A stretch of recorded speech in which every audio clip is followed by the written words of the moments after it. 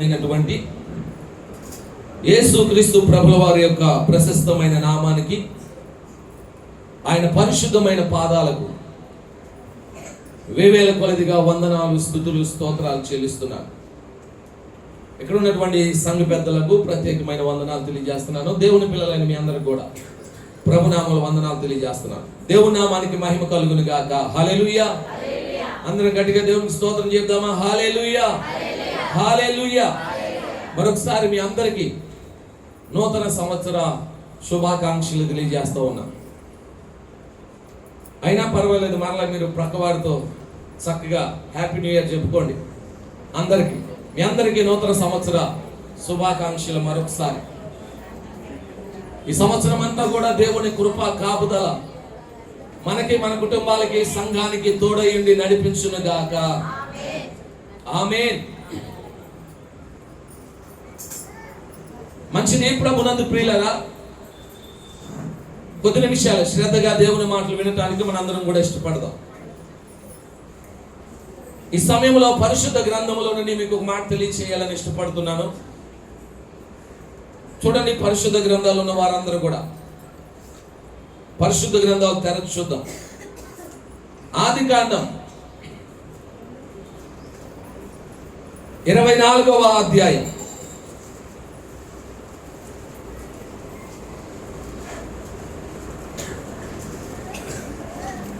ఆదికాండం 24వ అధ్యాయం 27వ వచనం చదువుకుందామా ఒకసారి?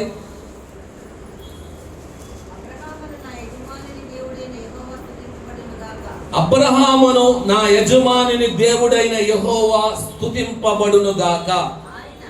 ఆయన నా యజమానునికి తన కృపను సత్యమును చూపుట మానలేదు. దేవునికి స్తోత్రం. హల్లెలూయా. ఈరోజు వాక్యానికి ఒక టైటిల్ పెట్టుకోవాలంటే మనందరం కృప చూపుట మానని దేవుడు. దేవునికి స్తోత్రం. హల్లెలూయా. మన దేవుడు ఎలాంటి వాడండి? కృప చూపుట మాననటువంటి దేవుడు. ఈ 2026లో కూడా దేవుని కృప మనల్ని వెంబడిస్తూ ఉంది. దేవునికి స్తోత్రం చెప్పండి. కృప వెంబడి కృపను దేవుడు మనందరి ఎడల చూపుతూ ఉన్నాడు. 2025లో నుండి 2026లోనికి మనం మాత్రమే రాలేదు, మనతో దేవుడు వచ్చాడు. దేవుని కృప వచ్చింది, ఆయన ప్రేమ కూడా మనల్ని వెంబడిస్తూ వచ్చింది. ఆయన 2025లో కృప చూపుట మానలేదు, ఈ 2026లో కూడా కృప చూపుట మాననటువంటి దేవుడు. దేవునికి స్తోత్రం. హల్లెలూయా. ప్రియమైన బిడ్డలారా, ఈ 2026 జనవరి 1వ తారీఖున ఈ వాగ్దాన సందేశంలో ఈ 26లో కూడా దేవుడు తన కృపను నీకు చూపుట మానని దేవుడు, తన కృపను నీ ఎడల విస్తరింప చేస్తున్న దేవుడు, తన కృపను నీ ఎడల హెచ్చుగా చూపుతున్న దేవుడు, కృప వెంబడి కృప చేత నిన్ను ఆదరించబోతున్న దేవుడు ఆయన.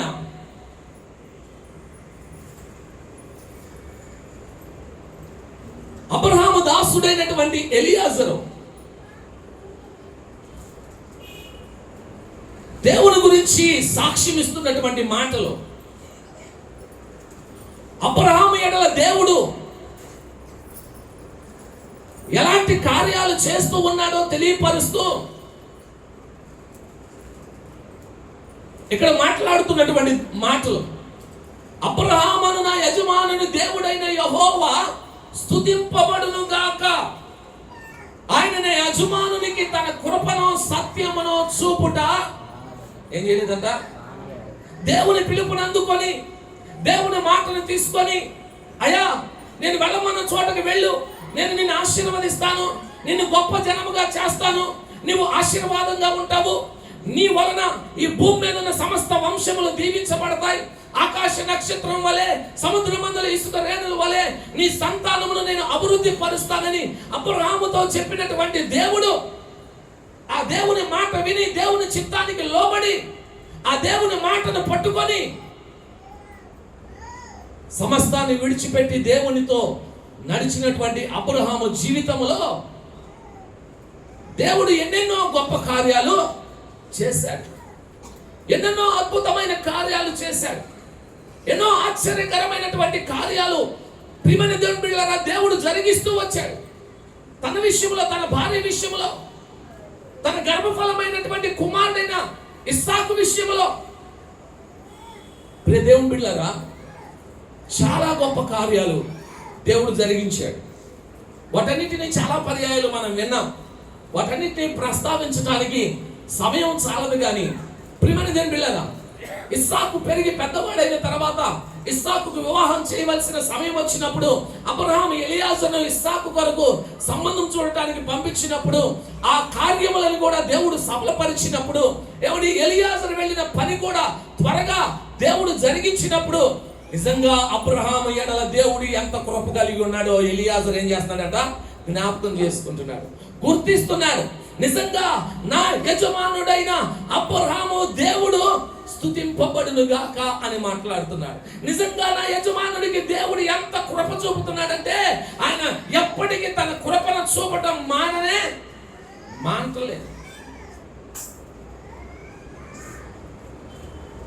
గత కాలం అంతా కూడా దేవుడు మన ఎడల ఏం చూపించాడండి? చెప్పండి, ఏం చూపించాడు? కృపను చూపించాడు. మరి 2025 వరకే నా కృప నీకు ఉండదు, ఇక 2026లో నీకు ఉండదు అన్నాడా? ఏమండి అన్నాడా? అనలేదండి. ప్రియమైన దేవుని బిడ్డలారా ఈ 2026లో కూడా దేవుడు తన కృపను మన ఎడల చూపుట మానలేదు. అందుకనే ఈరోజు సజీవులంగా ఆయన సన్నిధిలోనికి మనందరం వచ్చి ఉన్నాం. ఆయన ఏం చేస్తున్నాం? స్తుతిస్తూ ఉన్నాం. అపొస్తలుడైన పౌలు గారు అదే కదా అంది, మనం ఉనికి కలిగి ఉన్నాం, మనం చెల్లిస్తున్నామంటే అది కేవలం దేవుని కృపే.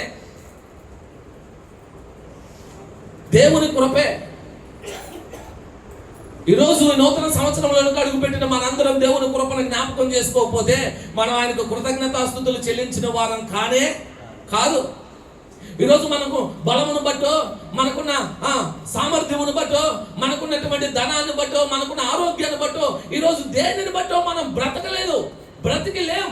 ఈ నూతన సంవత్సరంలో అడుగు పెట్టలేదు. అలాగ అనుకుంటే ఎంతో మంది ధనం ఉన్నవారు, ఎంతో మంది బలం ఉన్నవారు, ఎంతో మంది ఆత్మీయులైన వారు, ఎంతో మంది గొప్పవారు ఈ దినమును చూడలేదు, 26లో అడుగు పెట్టలేదు, మరణానికి అప్పగించబడ్డారు, నశించిపోయారు. ప్రియమైన దేవుని బిడ్డలారా దేవుని కృప మనల్ని 2026లోకి ప్రవేశపెట్టింది. దేవుడు తన కృపను అబ్రహాము వేడలకు మాత్రమే కాదు, మన పితరుడైన విశ్వాసులకు తండ్రి అయిన అబ్రహాము గారి పట్ల మాత్రమే కాదు, అతని కుటుంబం పట్ల మాత్రమే కాదు, ఇది ఆత్మీయముగా అబ్రహాము సంతానమైన దేవుని పిల్లలమైన మన ఎడల కూడా దేవుడు తన కృప చూపుట మానలేదు. కాబట్టి ఎన్నో కార్యాలు ఇప్పటికే మన జీవితాల్లో దేవుడు చేశాడు. ఎన్నో అద్భుతాలను దేవుని సన్నిధిలో మనందరం కూడా ఏం చేశామంట? పొందుకొని ఉన్నాం. అంత మాత్రమే కాదు, మరొక సంవత్సరం అనే ఆ దయా కిరీటమును కూడా దేవుని యొద్ద మనం ఏం చేసామంట? సంపాదించుకొని ఉన్నాం. ప్రియమైన దేవుళ్ళారా కృప చూపుట మానని దేవుడు మన ప్రభు అయిన యేసయ్య. చూడండి, పరిశుద్ధ గ్రంథంలో మరొక మాట కూడా మీకు చూపిస్తాను. నెహెమ్యా గ్రంథం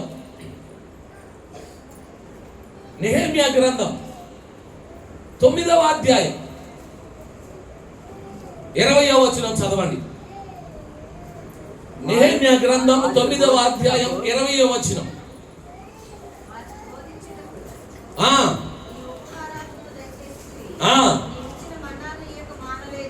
చూడండి, నీవిచ్చిన మన్నాను ఇయ్యక మానలేదు, వారి దాహమునకు ఉదకమిచ్చితివి.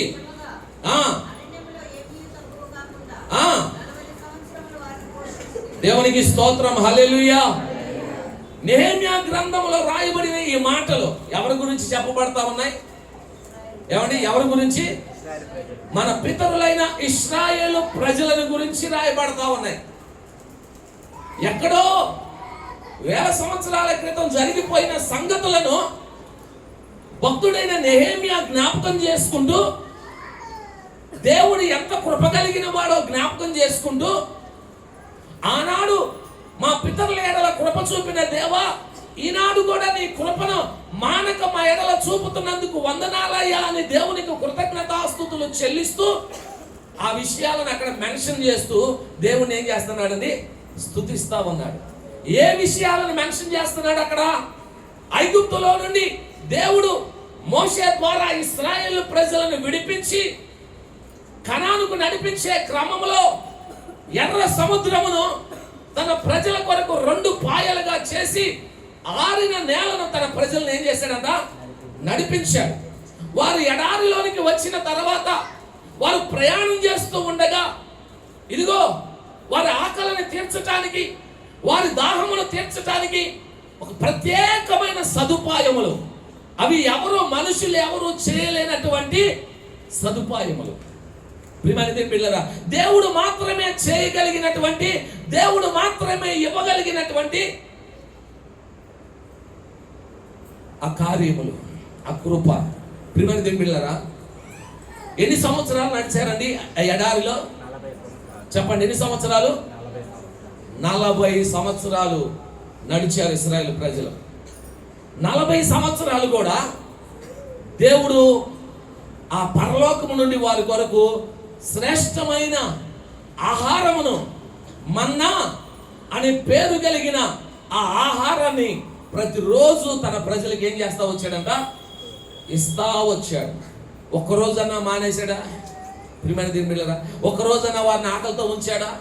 ఒక్కరోజన్నా వారిని పస్తుంచాడా? ఈరోజు నేను ఇవ్వలేను, ఈరోజు నేను పెట్టలేను, ఈరోజు నీ కార్యాన్ని నేను జరిగించలేను అని ఎప్పుడైనా అన్నాడా? 40 సంవత్సరాలు ప్రతిరోజు ఉదయాన్నే ఏమంటే పరలోకం నుండి మన్నా ఏమవుతుంది? ఆ భూమి మీద పడతా ఉంది. ఇశ్రాయేలీలందరూ ఆహారాన్ని సమకూర్చుకుంటున్నారు. ఆ మన్నా ఆషామాషి ఆహారం కూడా కాదు, దేవదూతలు తినే ఆహారం అని. అది తేనె వలె అపోపముగా కొత్తిమీర గింజ వలె ఉంటుందని, దాని రుచి ప్రియమైన దేవుని బిడ్డలారా ఎంతో శ్రేష్టమైనదిగా ఉంటుందని దేవుని వాక్యం సెలవిస్తా ఉంది. ప్రియమైన దేవుని బిడ్డలారా, ఒకవేళ నడిపించే బాధ్యతే కాదు, వాళ్ళకి భోజనాలు అన్నీ చూసే బాధ్యత కూడా నీదే అంటే మోషే గారి పని అయిపోయేదిగా. ఏమండి, ఆయన వల్ల అయ్యేదా? ఆయన వల్ల కాదండి.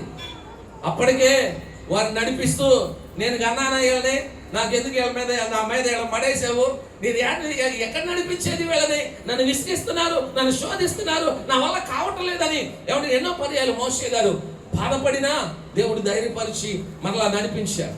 కానీ ఈ బాధ్యత కూడా ఇస్తే ఎక్కడి నుండి వారికి తీసుకొని వస్తాడు? ఎంత ఆహారం కావాలి లక్షల మంది ప్రజలకి? ఒక రోజు వారు దాహం తెచ్చాలంటే ఎన్ని నీళ్లు కావాలి? ప్రియమైన దేవుని బిడ్డలారా,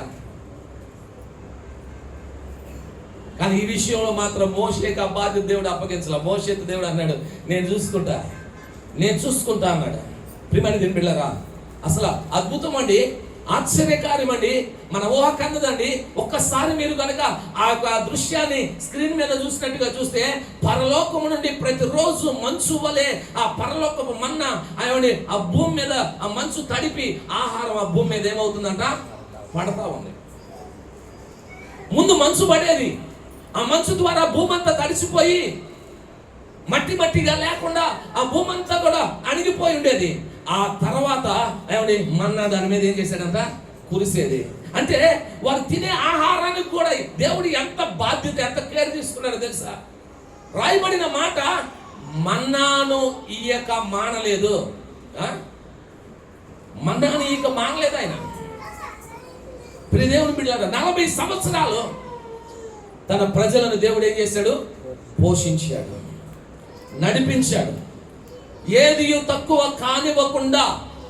ఇదే నెహెమ్యా గ్రంథంలో మీరు చదువుకొని తర్వాత రాయబడి ఉంటది. వారి వస్త్రములు పాతకెళ్ళలేదు, వారి చెప్పులు అరిగిపోలేదు, వారి తలలకు నూనె తక్కువ కాలేదు. 40 సంవత్సరాలు వారిని పరలోకపు మన్నా ద్వారా దేవుడు పోషిస్తూ, వారికి దాహానికి నీళ్ళిస్తూ దేవుడు వారిని నడిపించాడు. ఏ రోజు కూడా ఆహారం లేకుండా ఇశ్రాయేలు ప్రజలు ఉండలేదు. నిజంగా దేవుని కృప ఎంత గొప్పదంటే, ఎంత కష్టంలో అయినా దేవుడు మనల్ని పోషిస్తూనే, చెప్పాలి, పోషిస్తూనే ఉన్నాడంటారా లేదంటారా? ఏమంటే మీలో ఎవరైనా ఒక మాట చెప్పండి, ఈరోజు పస్తుండి ఆకలితో ఉన్నామన్న పరిస్థితులు దేవుని నమ్మిన బిడ్డల జీవితాల్లో దేవుడు ఎప్పుడు కలగనివ్వలేదు. అవి ఎంత గడ్డు పరిస్థితులైనా, ఒకవేళ ఉద్యోగమే లేని పరిస్థితి అయినా, వ్యాపారమే జరగని పరిస్థితి అయినా, చేతి పని లేనటువంటి పరిస్థితి అయినా, నేను మరలా చెప్తున్నాను, కరోనా టైంలో కూడా దేవుడు తన ప్రజలను ఏం చేశాడట? ఆశ్చర్యకరంగా పోషించాడు. ఇందులో సందేహం ఏమీ లేదు. ఆ రోజుల్లో పనులాగిపోయినాయి. ఆ రోజుల్లో ఏమిటి, అన్ని రీతులుగా ప్రజలు ఎన్నో ఇబ్బందులు పడినటువంటి పరిస్థితి,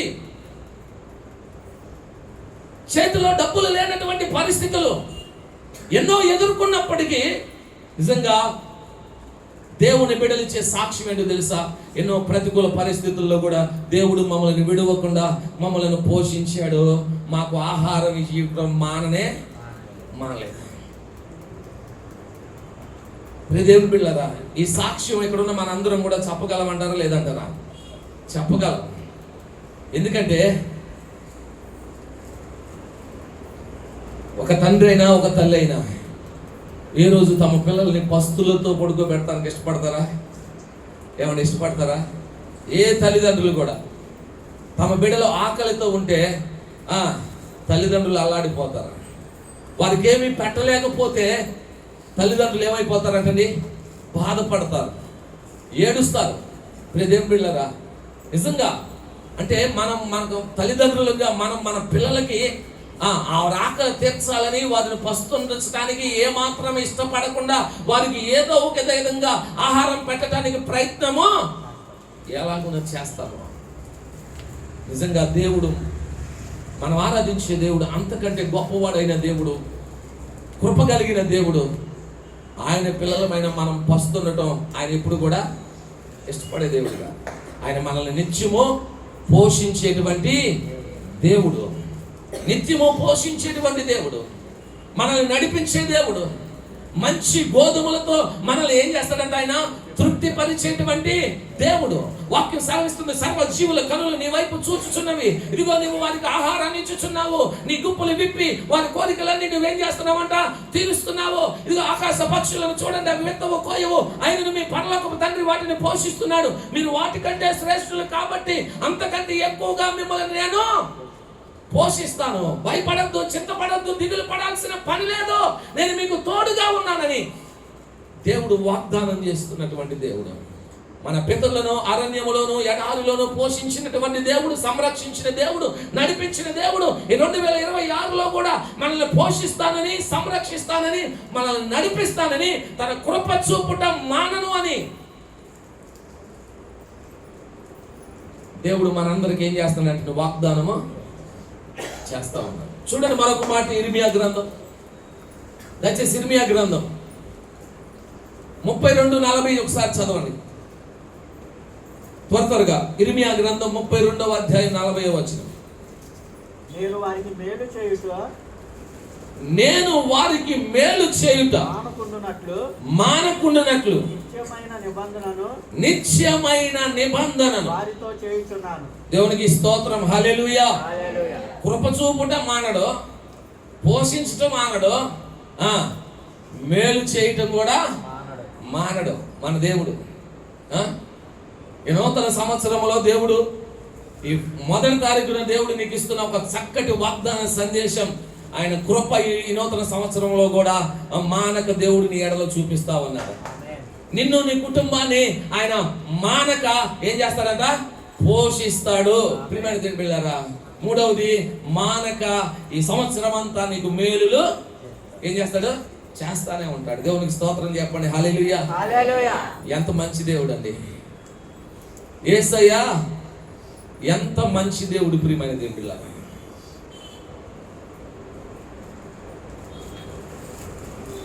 నేనెల్లప్పుడు యెహోవాను సన్నుతింతును, నిత్యము ఆయన కీర్తి నా నోట నుండు. నేనెల్లప్పుడు యెహోవాను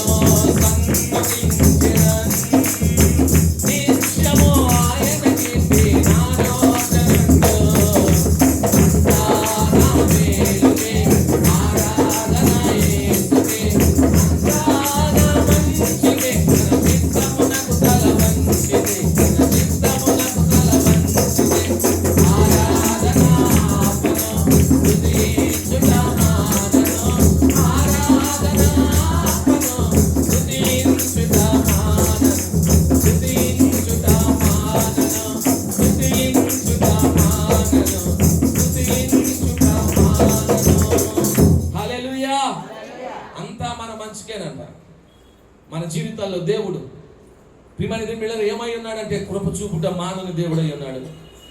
మనల్ని పోషించుట విషయంలో మనల్ని పోషించుకున్న మానని దేవుడై ఉన్నాడు. ప్రియమైన బిడ్డలారా, మేలు చేయుట మానని దేవుడై ఉన్నాడు. భక్తుడైన ఇర్మియా అంటున్నాడు, నేను వారికి మేలు చేయకుండా మానకుండానట్లుగా నేను వారితో నా నిబంధన ఏం చేస్తాను, స్థిరపరుస్తాను. ఈ నూతన సంవత్సరంలో నీకు మేలు చేయకుండా, మేలు చేసే విషయంలో మానకుండా ఉండనట్లుగా నీతో దేవుడు ఏం చేస్తాడంట, నిబంధన స్థిరపరుస్తున్నాడు. నీకు మేలు చేస్తాను తప్పనిసరిగా. ఈ సంవత్సరం అంతా మేలులతో నేను నింపుతాను, నిన్ను పోషిస్తాను, నా కృప చేత నిన్ను సంరక్షిస్తాను. నా కృప నేనేం చేస్తానంటే వెంబడిస్తూ ఉంటుంది. నా సన్నిధి నీకు తోడుగా వస్తుంది. ప్రియదేవు బిడ్డలారా, అయితే ఈ సమయంలో మనమేం చేయాలి? ఈ నూతన సంవత్సరంలో ఒక చక్కని మాట మీ అందరికీ తెలియచేయాలనుకున్నాను. చక్కగా తలకాయలు ఊపుతూ అందరం బాగా విన్నాం కదా, ఏమని? కృప చూపుట మానని దేవుడు. ఓకే, పోషించుట, మన్నాన్ని ఇవ్వకుండా ఉండని దేవుడు, మానని దేవుడు, నిన్ను పోషించకుండా ఉండని దేవుడు. ఓకే, మంచిదే, పోషించే దేవుడే. మేలు చేయకుండా ఉండని దేవుడు, ఆయన మానని దేవుడు.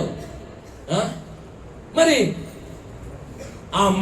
మనకి కృప చూపుట మానని దేవుని సన్నిధిలో, మనల్ని పోషించుట మానని దేవుని సన్నిధిలో, మనకి మేలు చేయటం మానని దేవుని సన్నిధిలో మనం కూడా మానకుండా చేయాల్సినవి ఉంటాయి కదా. చెప్పాలి, ఏం చేయాలి చెప్పండి? మానక కృతజ్ఞతాస్తుతులు చెల్లించాలి. మానక దావీదు భక్తుడు అంటాడు, ప్రార్థన చెయ్యాలి. మానక దేవుని సన్నిధికి, ఇవి నా మాటలు కాదు, సమాజముగా కూడుట ఏం చేయొద్దు, మానుకొనక అని దేవుని వాక్యంలోనే ఉంది కదా. మరి నూతన సంవత్సరంలో కృప చూపుట మానను, మేలు చేయట మానను, నిన్ను పోషించుట మానను, నేను నీకు తోడుగా ఉంటాను, ఎల్లప్పుడూ నీతో వస్తాను, నిన్ను నీ కుటుంబాన్ని ఆశీర్వదిస్తానని దేవుడు మాట్లాడుతున్నాడు కదా. మానని దేవుని సన్నిధిలో మనం కూడా మానక చేయాల్సినవి ఏంటో తెలుసా? దేవుని సన్నిధికి రావటం మానకూడదు, ప్రార్థన చేయటం మానకూడదు, దేవునికి కృతజ్ఞతాస్తుతులు చెల్లించటం మానకూడదు, దేవుణ్ణి సేవించటం, దేవుని ప్రేమించటం, దేవుని వెంబడించటం మానకూడదు. దేవునికి ఇవ్వటం కూడా ఏం చేయకూడదంట చెప్పండి, మానకూడదు. అర్థమవుతుందా వాక్యము? ఏమండి, దేవుడు మానడం అంటేనేమో చక్కగా ఆయన వాగ్దానాలు బట్టి సంతోషించాం. ఇప్పుడు మనం ఏం చేయాలంట? మనం ఏం చేయాలి? మానకుండా 2026లో ఈ తప్పులు జరగకుండా చూసుకోండి. గత సంవత్సరం ఎన్నో పర్యాలు మందిరం మానేసావు, ప్రార్థన మానేసావు, ఏమండి దేవుని కృతజ్ఞతాస్తుతులు చెల్లించడం మానేసావు, దేవునికి ఇవ్వటం మానేసావు, దేవుని సన్నిధిలో ప్రియమైన కనబడటం మానేసావు, ఎన్నో విషయాలు ఆత్మ సంబంధమైన విషయాలు మానేసావు. ఆ తప్పు ఈ నూతన సంవత్సరంలో జరగకుండా దేవుడు ఎన్ని చేసినా ఇంకా తన కృప చూపటం మానలేదు కాబట్టి, ఎన్నో పర్యాలు నువ్వు మానివేసినా, ఎన్నో పర్యాలు నువ్వు జ్ఞాపకం చేసుకోకపోయినా, ఎన్నో పర్యాలు దేవుని విడిచిపెట్టినా, ఎన్నో పర్యాలు దేవుని మందిరానికి రాకుండా, ప్రార్థన చేయకుండా, దేవునికి కృతజ్ఞతాస్తుతులు చెల్లించకుండా, దేవునికి దగ్గరగా రాకుండా నువ్వు ఉన్నప్పటికీ ఈ నూతన సంవత్సరంలో మానక దేవుడు ఇంకా నీ ఎడల కృప చూపుతున్నందుకు నిజంగా ఆయన ప్రేమను జ్ఞాపకం చేసుకుని, ఆయన కృపను జ్ఞాపకం చేసుకుని, ప్రభువా దూరం అయిపోయినా, పారిపోయినా, చెడిపోయినా, ఏమంటే నీకు సన్నిధికి దూరంగా వెళ్ళిపోయినా నిన్ను జ్ఞాపకం చేసుకొని, ఏమంటే నా జీవితంలో అన్ని ఆత్మ సంబంధమైన విషయాలు అన్ని మానివేసిన నా జీవితంలో ఇంకా నీ కృపను చూపటం మానలేదు కాబట్టి 2026లో నేను ఒక మంచి తీర్మానం తీసుకుంటానయ్యా. నీవు మాననప్పుడు నేను కూడా మానకుండా చేస్తాను, నీ సన్నిధికి రావటం మానకుండా వస్తాను, మీ కృతజ్ఞతాస్తుతులు చెల్లించడం మానను, ప్రార్థన చేయకుండా మానను. ప్రియమైన దేవులారా, ఒక మాట చదివి నా మాటలు ముగిస్తాను. చూడండి, పరిశుద్ధ గ్రంథంలో దినవృత్తాంతాలు 2వ గ్రంథం. ఆ మాట చదువుకుంటే మనకు ఒక మాట అర్థమైంది. దినవృత్తాంతాలు 2వ గ్రంథం 34, 33 ఒకసారి చదవండి.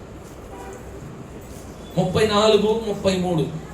మరియు ఆ, ఏషియా మరియు హోషియా ఇశ్రాయేలులకు చెందిన దేశములన్నింటిలో నుండి ఆ, హేయమైన విగ్రహములన్నింటినీ తీసివేసి ఆ, ఇశ్రాయేలులందరూ ఆ, తమ దేవుడైన యెహోవాను సేవించున్నట్లు చేసెను.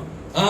అతని దినములన్నీ చూడండి, అతని దినములన్నీ వారు తమ పితరుల దేవుడైన యెహోవాను వారు తమ పితరుల దేవుడైన యెహోవాను అనుసరించుట మానలేదు. అనుసరించుట మానలేదు. మానలేదు. ఆ రాజు పేరేంటి? హోషేయ. యోషియా. ఆ రాజు కాలంలో ప్రిమిడి దింపిళ్ళరా, అతడు దేశములో ఉన్న విగ్రహాలన్నిటిని తీసివేసి దేవతా స్తంభములన్నిటినీ కొట్టివేసి ప్రజలందరూ దేవుణ్ణి ఆరాధించేలాగా పరిస్థితులన్నీ చక్కపరిచి వేశాడు. అంతవరకు ప్రజలందరూ రెండు తలంపుల మధ్యలో లేకపోతే విగ్రహ ఆరాధనకు లోనైపోయి ఆ స్థితిలో జీవిస్తున్న కాలంలో యోషియా చేసిన ఒక గొప్ప కార్యం, ఒక మంచి కార్యం. అతడు మందిరమును మరలా నిర్మించి కట్టి అతడు ప్రజలందరూ దేవుణ్ణి ఆరాధించేటట్లు చేసినప్పుడు అక్కడ రాయబడిన మాట, యోషియా కాలంలో ప్రజలందరూ దేవుణ్ణి అనుసరించుట మానలేదు. ఈరోజు మనం నేర్చుకోవాల్సిన మాట ఇదే. దేవుణ్ణి అనుసరించటం ఏం చేయకూడదు? ఈ నూతన సంవత్సరంలో మానకూడదు. చెప్పండి నాతో పాటు, దేవుడిని అనుసరించుట మానను. ఇప్పుడే కదా పాడాం కదా, యాషర్ ఆండ్రూ గారు హైదరాబాద్లో ఉంటారు, ఒక మంచి సంఘానికి సేవకుడు. నేను ఎల్లప్పుడూ యెహోవాను సన్నుతిస్తాను. ఆ పాటలో ఏమని ఉంది? ఆరాధన ఆపను, స్తుతించుట మానను. అంతా నా మేలుకే. ఏది చేసినా దేవుడు నా మేలుకే. కాబట్టి నేనేం చేస్తానంటే ఆరాధన ఆపను, స్తుతించుట మానను. మరి ఈరోజు మనం ఏం చేయాలి? దేవుని సన్నిధిలో స్తుతించుట మానకూడదు. దేవుణ్ణి సేవించుట, దేవుణ్ణి అనుసరించుట, దేవుని వెంబడించుట మానకూడదు. దేవుని సన్నిధిని మానకూడదు, ప్రార్థన మానకూడదు, కృతజ్ఞతాస్తుతులు చెల్లించుట మానకూడదు. ప్రియమైన దేవుని బిడ్డలుగా మనకు బ్రతికే అవకాశము దేవుడు ఇచ్చాడు. కాబట్టి ఆ కృపను మనం పోగొట్టుకోకుండా మానక దేవుని సన్నిధిలో కనపడుతూ ఏమంటే దేవుణ్ణి స్తుతిస్తూ దేవుని వెంబడిస్తూ మన జీవితంలో ముందుకు మనం ఏం చేయాలంట? కొనసాగాలి. ఈరోజు మంచి తీర్మానం తీసుకుంటారా? ఈ 2026 మానకుండా నీ కార్యాలు చేస్తానయ్యా అన్న వాళ్ళ చేతులు ఎత్తండి. మానకుండా దేవా నీ కార్యాలు చేస్తాను. అది ప్రార్థన అయినా, వాక్యం చదవటం అయినా, మందిరానికి రావటం అయినా, పరిచర్య చేయటం అయినా, కృతజ్ఞతాస్తుతులు చెల్లించటం అయినా, దేవునికి ఇవ్వటం అయినా, ఏదైనా అయ్యా ఇంతగా కృప చూపుట మానలేదు. కాబట్టి నేను మీ కృప కంటే నేను చేసేవి ఏవి ఎక్కువ కాదు. నేను కూడా మానక మీ కార్యాలు చేస్తాను. ఒక చేతులు ఎత్తకపోయినా పర్వాలేదు. నిజంగా నీ ఎడల దేవుడు కృప చూపాడు కాబట్టి, ఆయన కృప చూపటం మానట్లేదు కాబట్టి, ఆయన మేలు చేయటం మానట్లేదు కాబట్టి, ఆయన నిన్ను నీ కుటుంబాన్ని పోషించడం మానట్లేదు కాబట్టి, ఈరోజు మనం కూడా మానక దేవునికి ఏం చేద్దాం? కృతజ్ఞతాస్తుతులు చెల్లిద్దాం. ఎంతో రుణపడి ఉన్నాము దేవునికి మనం అనే విషయాన్ని జ్ఞాపకం చేసుకుంటూ, అది ఏమి ఇచ్చినా దేవుని రుణాన్ని తీర్చలేము. కాబట్టి మనం మానక దేవుడు చేయమంటున్న వాటిని మనం చేస్తూ, దేవుని సన్నిధిలో కనబడుతూ, ప్రార్థన చేస్తూ, కృతజ్ఞతాస్తుతులు చెల్లిస్తూ, దేవుణ్ణి అనుసరిస్తూ, ఆయన మార్గంలో నడుస్తూ ఈ నూతన సంవత్సరంలో మరి ఎక్కువగా భక్తి చేస్తూ, మరింత దగ్గరగా దేవునికి వస్తూ, ఆయనకి ప్రియమైన వారముగా మనము జీవిస్తూ, ఇంకా దేవుని చేత ఆశీర్వదింపబడుతూ మన జీవితాల్లో ముందుకు కొనసాగుదాం. అటు కృప పరిశుద్ధాత్మ దేవుడు మనందరికీ కూడా అనుగ్రహించునుగాక. ఆ కృప చూపుట మానని దేవుడు ఎల్లప్పుడూ ఆయన ప్రజలమైన మన చేత స్తుతింపబడునుగాక. ఎల్లప్పుడూ దేవుని నామమును స్తుతించుదముగాక. మహిమ ఘనత ప్రభావాలు ఈ సంవత్సరం అంతా దేవునికి ఆరోపిస్తూ మానక దేవుని కార్యాలు మనందరము కూడా చేయుదముగాక. ఆమేన్.